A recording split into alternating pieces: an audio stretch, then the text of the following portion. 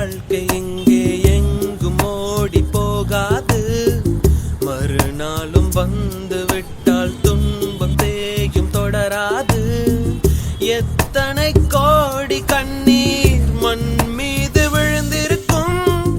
அத்தனை கண்ட பின்னும் பூமி இங்கு பூ பூக்கும். கருவாசல் விட்டு வந்த நாள் தொட்டு ஒரு வாசல் தேடிய விளையாட்டு. கார்